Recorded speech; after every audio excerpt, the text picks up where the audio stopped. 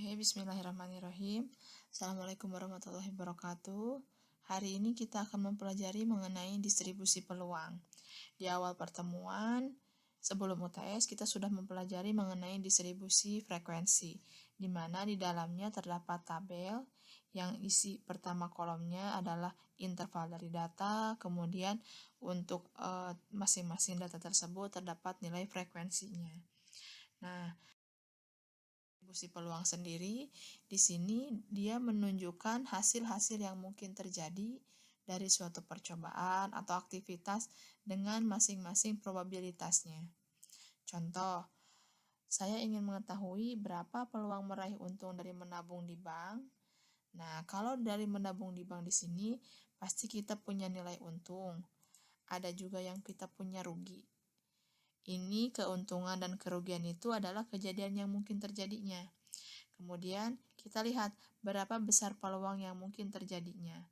Berapa besar peluang kita untung, tentunya disesuaikan dengan berapa bunganya. Kemudian berapa peluang kita rugi.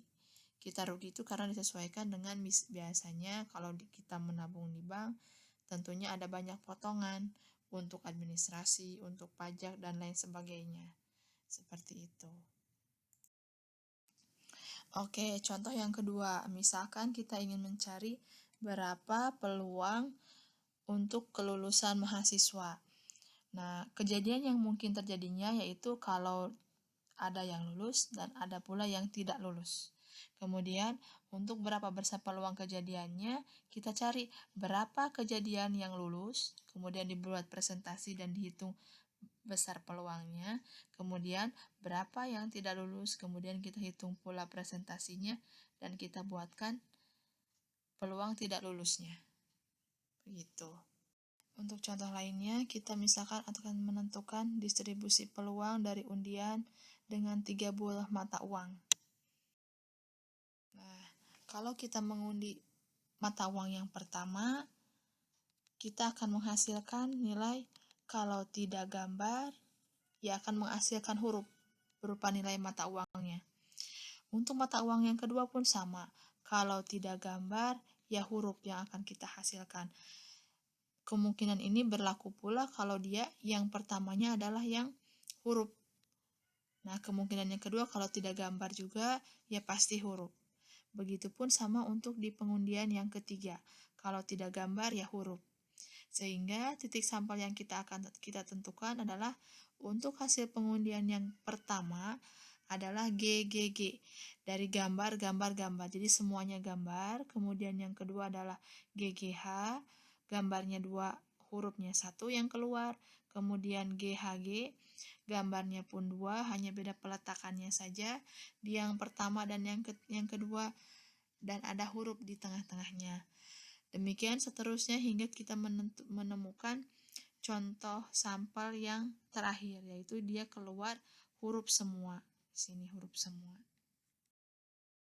Oke, dari hasil diagram pohon yang tadi kita menghasilkan 8 kejadian. Yang pertama gambar semua, kemudian 2 gambar, 1 gambar, dan tidak ada gambarnya. Sehingga jika kita menanyakan berapa kejadian yang ingin munculnya adalah gambar, maka peluang yang munculnya adalah 0, 1, 2, 3. 0 untuk tidak ada gambar, kemudian 1 untuk 1 gambar, 2 untuk 2 gambar, dan 3 untuk 3 gambar atau semua gambar. Berapa peluang untuk masing-masing kejadian? Untuk kejadian yang pertama, kejadian tidak ada gambar atau PX sama dengan 0 adalah 1/8. 1/8 dari banyaknya kejadian yang tidak ada gambar, yaitu hanya di kejadian yang H semua muncul atau huruf semua. Jadi 1/8 kejadian. Kemudian untuk PX sama dengan 1 atau kejadian gambarnya ada 1 diwakili oleh HHG atau huruf 2 gambar 1, HGH, dan GHH.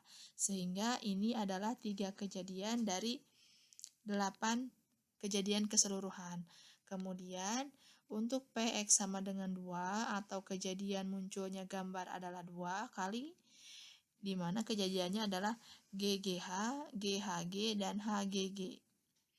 Dan untuk munculnya tiga-tiganya gambar atau semuanya gambar muncul satu kali, yaitu muncul saat GGG.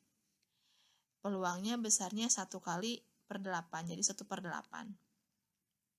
Dari sini kita buatkan berapa kali kejadiannya di X yang ini, kemudian kejadian yang mungkin ini, kemudian kita turunkan lagi berapa masing-masing peluangnya, kita turunkan di sebelah sini. Ini untuk masing-masing peluang, kita tuliskan di sebelah sini. X adalah kejadian yang mungkin muncul 0 kali, 1 kali, 2 kali, 3 kali, dan PX adalah masing-masing peluang dari kejadian yang muncul tadi. Oke, contoh keduanya. Tentukan distribusi peluang jumlah anak perempuan dari keluarga dengan 2 anak. Yang ditekankan di sini adalah yang perempuannya. Nah, ini yang perempuannya. Jadi bagaimana distribusi peluangnya dan berapa masing-masing peluang dari tiap kejadiannya.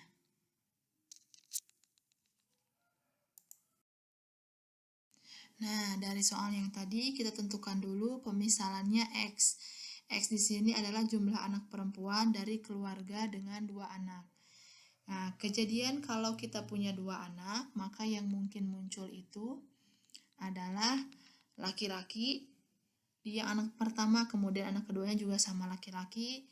Kemudian kejadian yang kedua yang mungkin muncul atau mungkin terjadi, anak pertamanya laki-laki dan anak keduanya dia perempuan. Kemudian di kemungkinan yang ketiga kita jadi anak pertama perempuan dan anak keduanya laki-laki, dan kejadian keempat yang mungkin muncul adalah dua-dua anak tersebut, baik anak yang pertama maupun anak yang kedua adalah perempuan. Sehingga nilai X dari anak perempuan ini atau kejadian anak perempuan muncul ini adalah ada nilai 0, 1, dan 2. Dari masing-masing kejadian ini kita turunkan berapa peluangnya. Untuk 0, kejadian 0 perempuan adalah di kejadian laki-laki dua-duanya. Laki-laki dua-duanya hanya muncul 1 kali, sehingga 1/4 dari 1/4 kejadian. Kemudian munculnya anak perempuannya 1 kali. Peluangnya di anak yang perempuan LP, kemudian di yang PL. Ini terjadi di 2 kali dari 4 kejadian atau setengahnya. Nah, dan yang terakhir adalah peluangnya muncul dua-duanya perempuan adalah 1 kali. Yang ini 1 kali. Sehingga peluang muncul dua-duanya perempuan adalah 1/4. 1 dari 4 kejadian.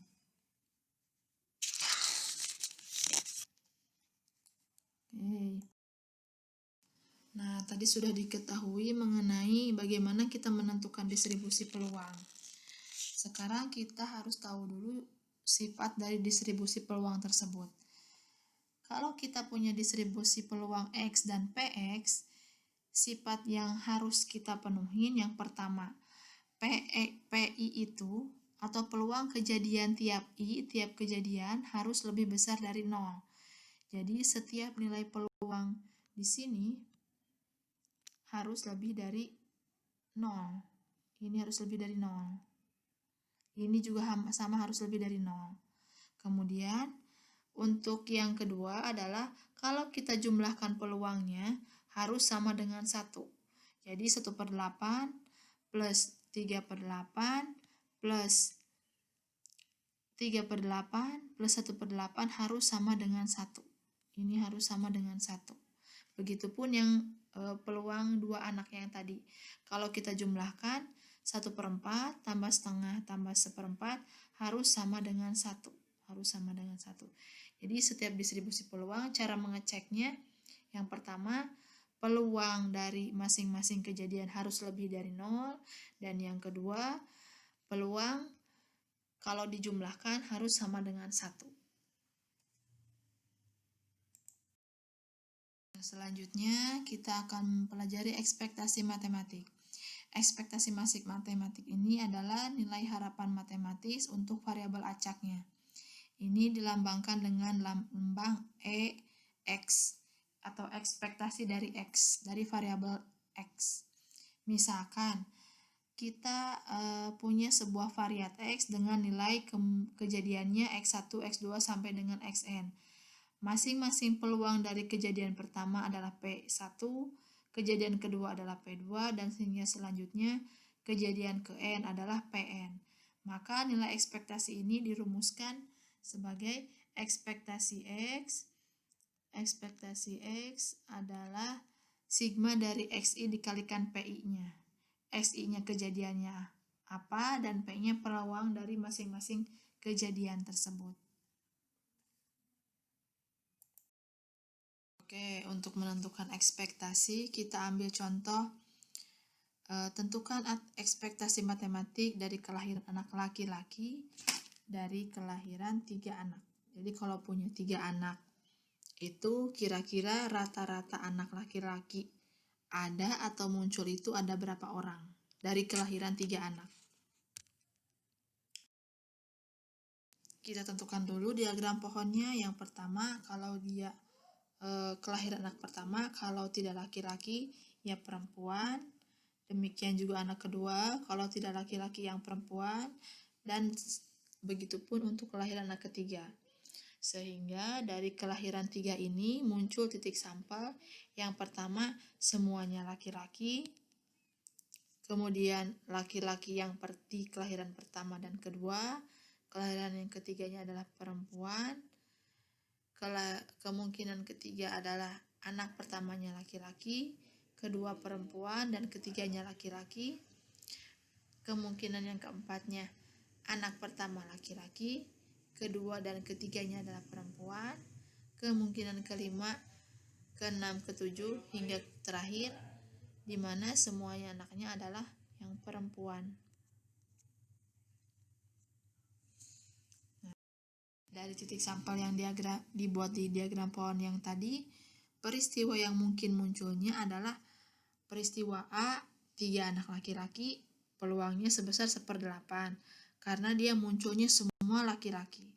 Kemudian peristiwa B, muncul 2 anak laki-laki, di mana peristiwa yang mungkin muncul adalah anak laki-laki pertama dan kedua, kemudian anak ketiganya perempuan, anak pertamanya laki-laki, kedua perempuan dan laki-laki, dan anak ketiganya adalah kemungkinan yang ketiganya adalah perempuan yang pertama, kemudian anak kedua ketiganya adalah laki-laki. Sehingga muncul 3 kejadian dari 8. Untuk kemungkinan peristiwa yang ketiga adalah anaknya 1 laki-laki, di mana kejadian yang mungkin muncul atau titik sampel pendukungnya adalah LPP, laki-laki di yang pertama, kemudian laki-lakinya muncul di yang kedua, dan laki-lakinya muncul di yang ketiga. Semuanya ada 3 kejadian, sama jadi 3/8. Kemudian untuk tidak ada sama sekali laki-lakinya, kejadian yang mungkinnya adalah PPP, yaitu perempuan semua, sehingga hanya dari 1/8. Contohnya, oke, dari pembelajaran mengenai distribusi peluang ini, kita buat resumenya bahwa distribusi peluang ini terdiri dari nilai X, yaitu kejadian yang mungkin muncul, kejadian apa saja, kemudian disertai dengan nilai P-nya, yaitu nilai peluang dari kejadian tersebut. Nah, dari hasil diketahui X dan PX-nya, kita bisa menghitung ekspektasi peluang, di mana ekspektasi ini menunjukkan rata-rata dari kejadian yang muncul. Ini rumusnya adalah X dikali P-nya. Jadi, masing-masing dari nilai X dikalikan, kemudian dijumlahkan. Demikian untuk penjelasan dari bab distribusi peluang. Yang selanjutnya akan dijelaskan mengenai distribusi peluang diskrit dan kontinu. Sampai di sini dulu penjelasan saya. Assalamualaikum warahmatullahi wabarakatuh.